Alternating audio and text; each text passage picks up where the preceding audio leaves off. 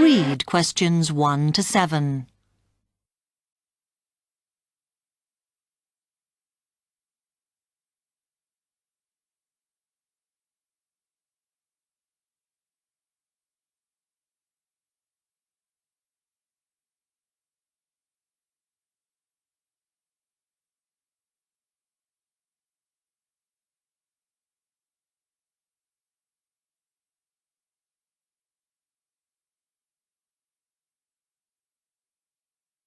Hi, I've come to ask about the English courses you run for international students. Oh, right. I assume you're a student at the university. Yes, I've just started. Okay. Well, we've got a range of courses. It depends what you think you need and how much. We can't run everything at the same time, though. So, for example, in this first term, we are just doing a writing course. I see. That sounds quite useful. What else is there? Some of the courses only run for single terms, and we tend to focus on what students have difficulty with. That means we don't usually do speaking courses, but next term you can do listening. Oh. That'll help you with lectures and things. Our provision is all based on what the majority of our international students need. So is everything term-based? There's nothing that you run all year? Well, let's have a look. Yes, there is a class for vocabulary and grammar every term. That's for everybody, but it's split into 3 or 4 levels. And what about in the holidays? We don't do anything during the winter or spring break. Oh.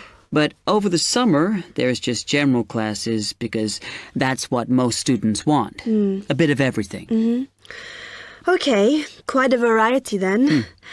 I'll have a think about what I really need because I haven't got much time. Do you have about 20 students in each class, the same as our science seminars?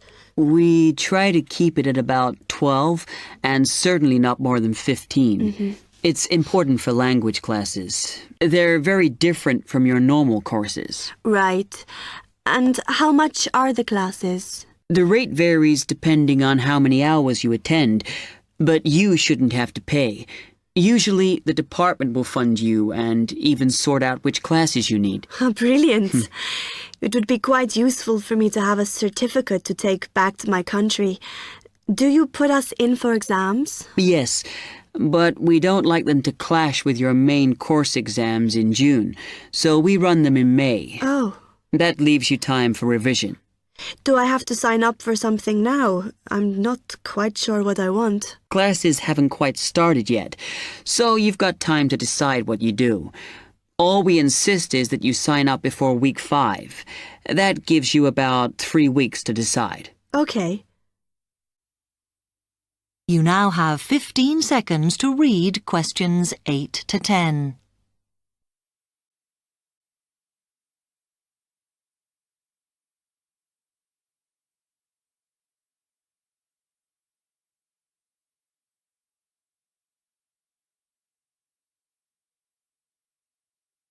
Then, when you've made up your mind, you need to come back here to the administration office to enroll. What do I need to bring with me when I enroll? My identity card, I guess. Yes, or your passport. Then you'll be given a registration form, which you'll have to show to the teacher when you have your first class. Okay. And should I ask my tutor about which classes I should do then? Yes. Then you get a note from him and give that to the desk when you register. Can I use the computers here as well? Yes. You'll be given a password when you go to your first class. So remember to bring a disk with you to save your work on, as you won't be allowed to save it on the hard drive. Okay. Will I need anything else? Dictionary? We've got loads of those here that you can borrow. But you'll need a notebook as we don't provide paper or files. Okay. Thanks.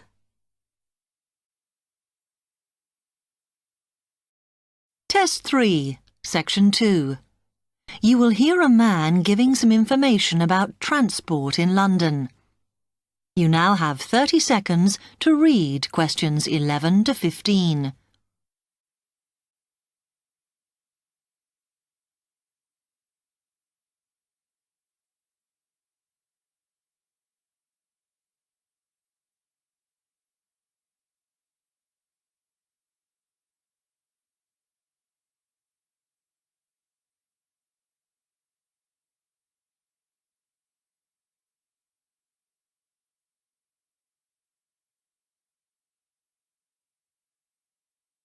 Hello, can I help you? Oh, yes.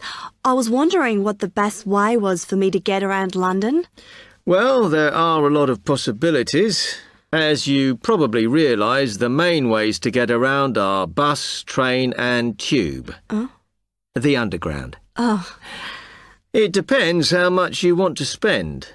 All forms of transport offer special tickets, such as cheap day returns on the trains and so on. Overall, you'll spend less on the bus, as it operates on a basic flat fare for each journey.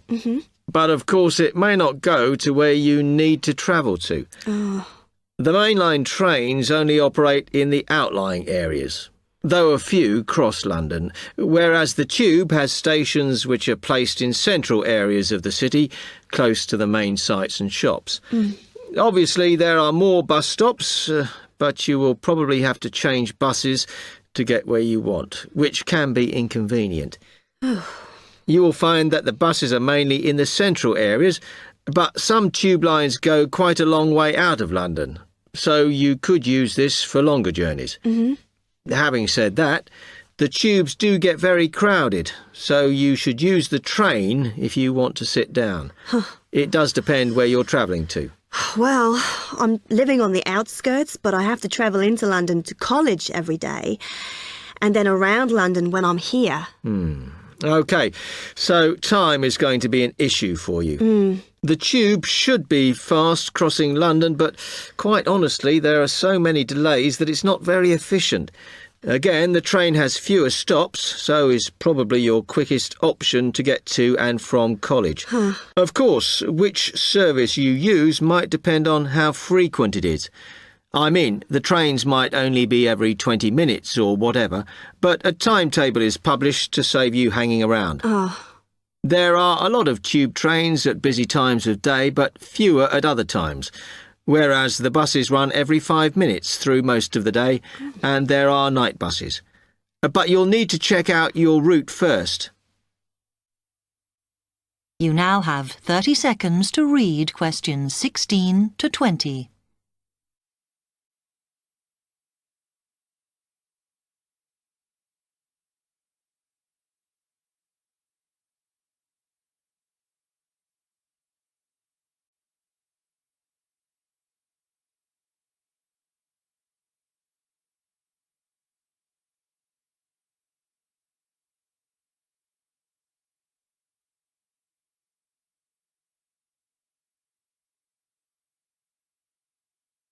OK, thanks.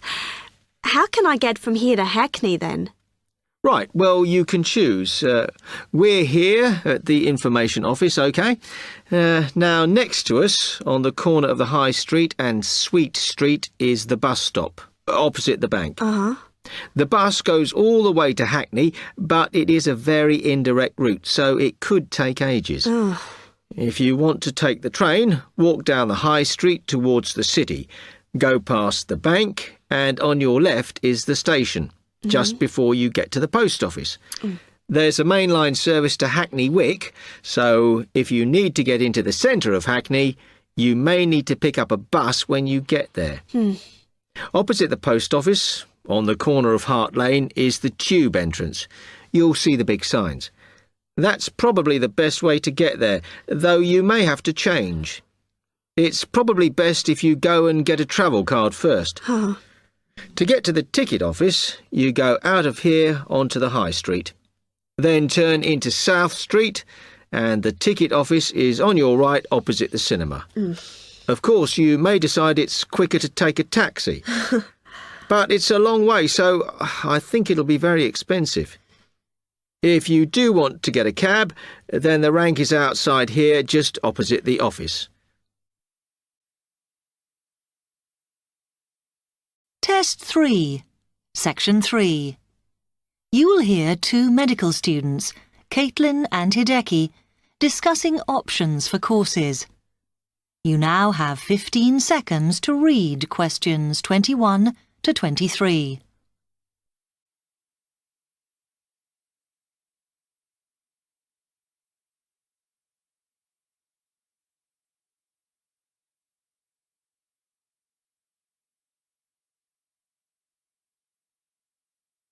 Hi, Hideki. How are you? Fine.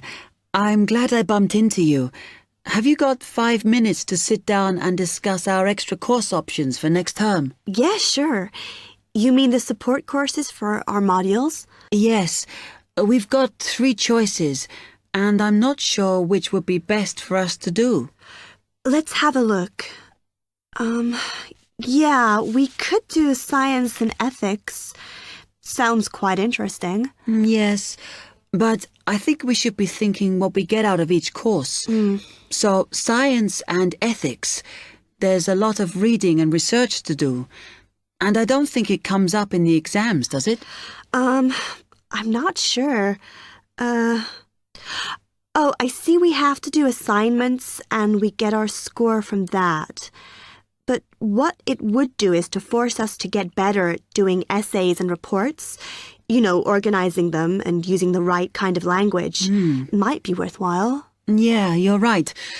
An alternative is the pharmacology prelim course. Oh. I think it's in case we want to go on to transfer to pharmacology at the end of the year, because lots of students do. So it depends what we want to do in the future. But apparently, they send you off to find out about various companies and the differences between their products. It would give you lots of practice in investigative studies and analysis. I think I'd quite enjoy that. Yes, I see your point. Then the other option is reporting test results. Sounds a bit boring. Not sure why they have a separate course just for that. Well, I could certainly do with some help in that. Because if you go out into industry, that's what you'll spend most of your time doing. So it's got a very practical application. I think I'm going to go for pharmacology. Me too. You now have 30 seconds to read questions 24 to 30.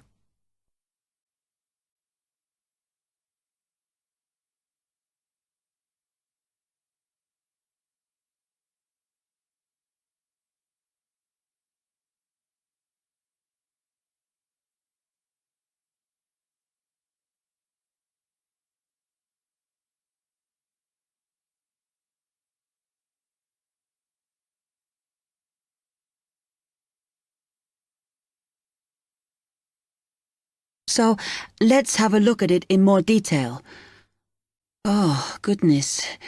If we do pharmacology, then we have to do a supplementary maths course. Oh no, that's not fair. Mind you, I think I need it. Does that mean we have twice as many lectures? No, this maths is only a short course. The chemistry department are responsible, and they do it in the 3rd term. So we've got all next term to settle into the pharmacology bit. I find the tutor makes a real difference. Some of them make chemistry so easy, and some of them I can't understand at all. Like that one we had from Oxford University. Mind you, the one on this course should make sense because he's a lecturer who's coming in for a few weeks from industry. So at least it'll be linked to the real world. Yeah.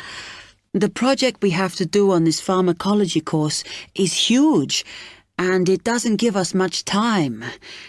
We have to make a decision about what we want to do on the project as soon as we start in January, and then hand in our plans before the end of the month. Doesn't give us much time to sort out what's possible or not. I mean, doesn't the scale of our project depend on what resources we can have? Like what equipment we can use? I suppose so, though I think there's plenty available. For example, it says that if we need to do any experiments, then we can use all the equipment in the new lab, as long as we book it. Oh, okay. It's slowly beginning to take shape for me. I think it'll be a good course. I'm just worried that I get enough support to do it. I think you'll be okay. And the tutors are always available if you get stuck. Actually, it says that if you're not sure, then in December, they'll be running 1 or 2 additional seminars. So I might go to those. Actually, what's quite interesting is that at the end of the course, when our project is completed, then we have to do a presentation on it. Oh. I think that's quite good practice. Oh, a bit scary, though. Well, it shouldn't be too bad, as they say that we can do it in pairs. Spread the load, as it were. Good. I have done presentations before, but I'm always very nervous. And is the presentation what we're assessed on, then? Let me look. It says that we have an interview and we get a mark for the whole course depending on how well we do in that. Oh, right. Okay,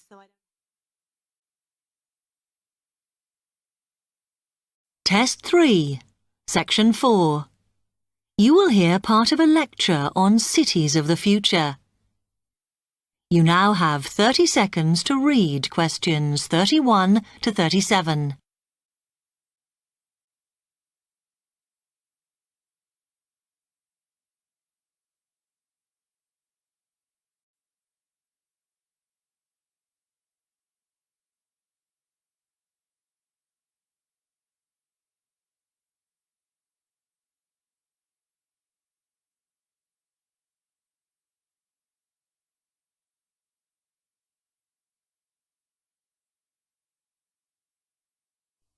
OK, we've been looking at how societies will develop in the future and at the increase in the size of cities. So I want to talk to you today about the key considerations in these cities of the future.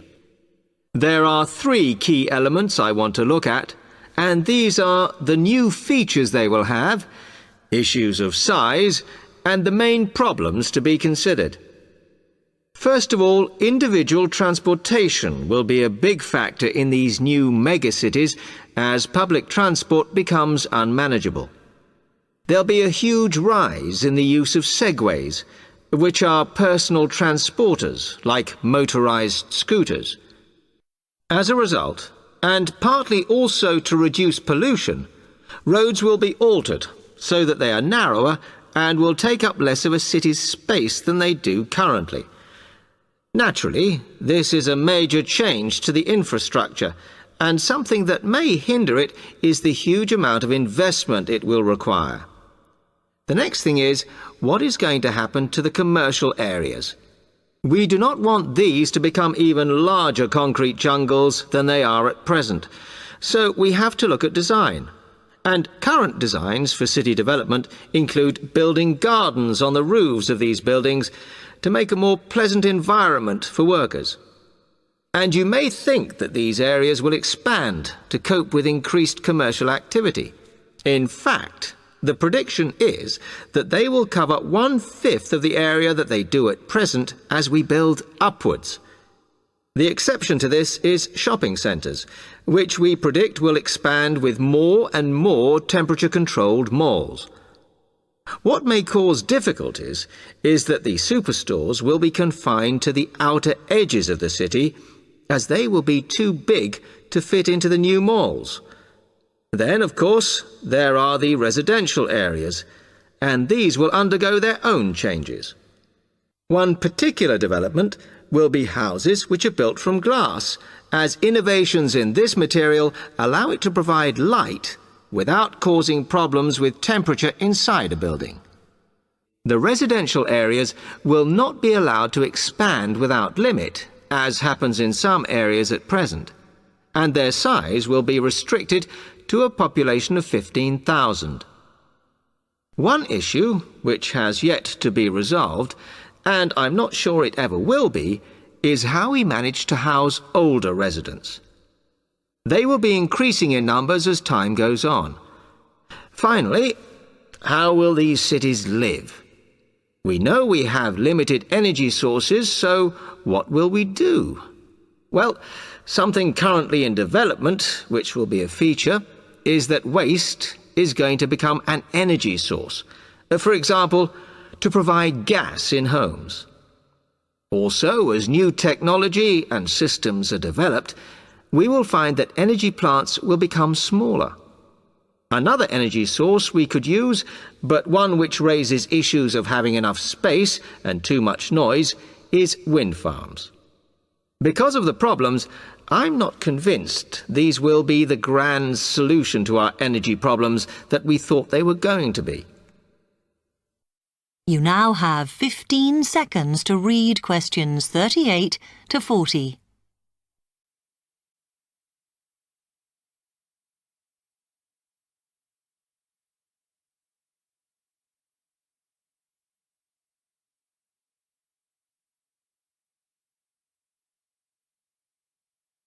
Now, moving on to looking at the social aspect of cities, we need to look at housing and how people will live. Cities currently have flats in the centre, populated by single people and wealthier residents, and families tend to move to the outskirts. In the future, the centre of cities will see a dramatic change. We will see many more examples of cooperative buildings. This is where people join together to form a company that owns the building they live in. And despite continuing shortages, there will also be a rise in the provision of retirement homes in city centres so that the elderly can have easy access to hospitals and shops. Recently, we have seen a levelling off in the growth of private housing, and I think that will not change. But we are likely to see more social housing, as far fewer people will be able to afford to own their own homes. OK, now, if anybody has any...